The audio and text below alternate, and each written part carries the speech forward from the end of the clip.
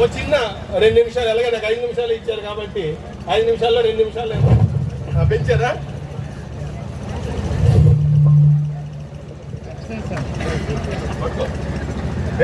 నానా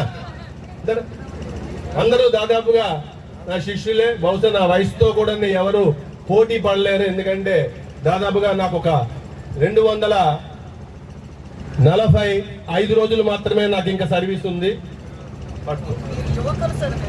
విసరండి, అందుకోండి బాబు. ఇప్పుడు ఒక పండు ఇస్తున్నాం, ఎవరు అందుకుంటారో చూస్తాం. రెడీ? 1 2 3 ఐసర్. తమ్ముడు ఇటీసరు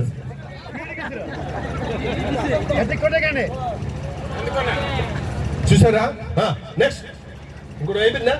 థ్యాంక్ యూ, థ్యాంక్ యూ. ఎవరెవరికి అందుకున్నారు చేతులు ఎత్తండి. అబ్బా ఓయ్ నువ్వే కదా మ్యాచ్ ఫిక్సింగ్ జరిగిపోయింది. చూసారా? మ్యాచ్ ఫిక్సింగ్ జరిగిపోయింది. అలా ఆవిడకి సరిగ్గా గంటగా విసిరాడు. సో ప్రజాస్వామ్యంలో ఎల్లుండే మనకి భారత రాజ్యాంగ పితగా మనం పిలుచుకుంటున్న అంబేద్కర్ గారి తాలూకా రాజ్యాంగ దినోత్సవం అనేది ఎల్లుండే జరిగిపోతుంది. మరి అలాంటి కాన్స్టిట్యూషనల్ డే ఎలా ఉండాలి? బహుశా అది ఒక విధంగా ఇది స్ఫూర్తి. హరిపురంలో జరగడం, ఇందాకటే చెప్తూ ఉన్నారు ఉద్యమాల గడ్డని. సో ఏ ఉద్యమమైనా ఎక్కడికి వెళ్ళాలి? ధర్మం శరణం గచ్చామి, ధమ్మం శరణం గత్యామి, బుద్ధం శరణం గత్యామి. ఇంకోటి ఏదండి? సంఘం శరణం గచ్చామి. ఆ సంఘానికి ఉపయోగపడని ఆ జీవం వ్యర్థం వ్యర్థం వ్యర్థం. ఇక్కడ బుద్ధం శరణం గత్యామి పక్కన పెట్టండి. ధమ్మం శరణం గత్యామి ఏంటి? ఎందుకు ఆ ధమ్మం? ధర్మము కాదు, అక్కడ దమ్మం అంటాడు బుద్ధుడు తాలూకా. దీనిలో మీరు చదివితే దమ్మం ఏంటి? దమ్మం ఆచరణ. మన ఆచరణ. ఆచరణ ఎలా ఉంది? మనస వాచ కర్మణ. ఈ 3 మనం చేస్తున్నామా లేదా? నెంబర్ 1. నెంబర్ 2 ఇంకోటి ఏంటన్నామమ్మా? సంఘం శరణం గత్యామి. ఏంటా సంఘం? ఇక్కడ యూటీఎఫ్ సంఘం. ఇది యూటీఎఫ్ సంఘం. రేపు బయటకు వెళితే మన గ్రామ సంఘం, హరిపురం సంఘం, ఒక జిల్లా సంఘం, ఒక రాష్ట్ర సంఘం, ఒక దేశం, ఈ దేశం నాది అని మనం అంటూ ఉన్నాం.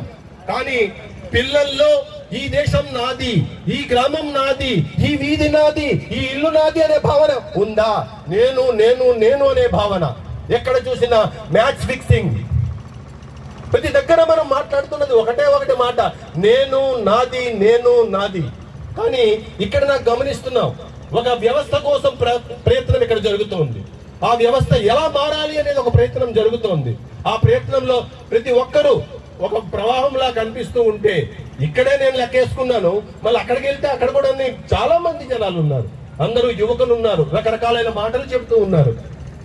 అవి ఆచరణలోనికి ఎంతవరకు వెళ్తున్నాయి అనేది ఒక పెద్ద ప్రశ్న. నాకు ఒక అదృష్టం ఈరోజు 12,500 మంది ఉపాధ్యాయులకు నేను ఇప్పుడు మార్గదర్శిని, 3,25,000 మంది విద్యార్థులకు నేను ఒక కౌన్సిలర్ని. ఆ అదృష్టం నాకు ఎలా వచ్చింది? బహుశా అందుకే మీకు పళ్ళు విసిరా. ఇది అదృష్టమా, కృషితో వచ్చిందా అనేది ప్రతి ఒక్కరూ ఆలోచించాల్సిన పరిస్థితి. ఇప్పుడైతే ఆ పండు అదృష్టం ఒకరి చేయి జారి ఇంకొకరికి వెళ్ళింది. ఇలాంటివే అవకాశాలు అనేకం ఉంటాయి, వస్తూ ఉంటాయి. దాన్ని మనం ఒడిసి పట్టుకున్నామా లేదా?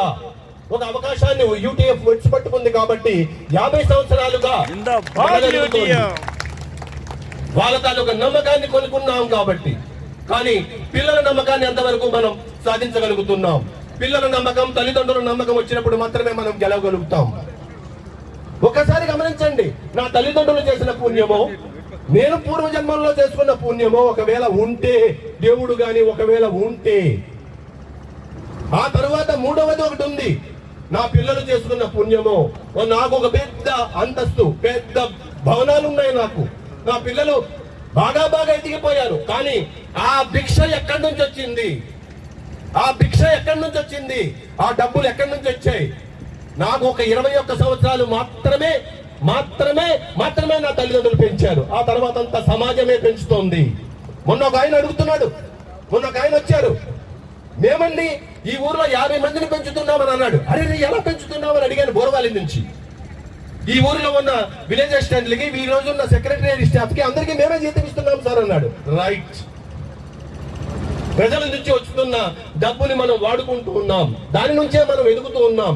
కానీ దానికి తిరిగి మనం ఏమి ఇస్తున్నాం? ఆ మధ్యన ఏదో ఒక అతను బాగా అంటాడు, ఏమండి ఇచ్చే అని.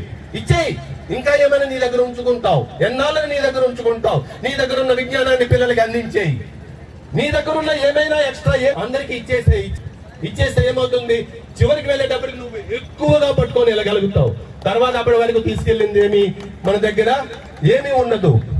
హతోవా ప్రాప్యసి సర్గం జిత్వానా భోజ్యసేమయీం తస్మాదుష్టిష్ట కౌంతేయ యుద్ధాయ కృతనిశ్చయ. యుద్ధం కోసం రెడీ అయిపోనన్నా. గెలిస్తే ఏమొస్తుంది? రాజ్య సుఖాలు వస్తాయి. ఓడిపోతే ఏమొస్తుంది? వేరే స్వర్గం వస్తుంది. ఏమైపోతుంది? ఏం ప్రాబ్లం ఏం లేదే. అందుకే యుద్ధం చేయండి. ఈ యుద్ధం కాదు, జ్ఞాన యుద్ధం చేయండి. ఇచ్చేసేయండి. ఈ జ్ఞాన యుద్ధంలో ఓడిపోయిందేం ఉండదు. గెలుస్తున్నాం. ఆ మాస్టర్ అండి ఎంత మంచి మాస్టర్ అండి, ఆయన గురించి ఎన్ని నెలల మనం పొగడాలి. మామిడిపల్లి వెళ్ళాం మొన్ననే, దాదాపు ఇంకా పచ్చిగా ఉంది నా హృదయంలో. మామిడిపల్లి హై స్కూల్ ఏంటది, ఏం చెప్పాలో తెలియదు. ఇవాళ హడావుల్లో ఉన్నాను.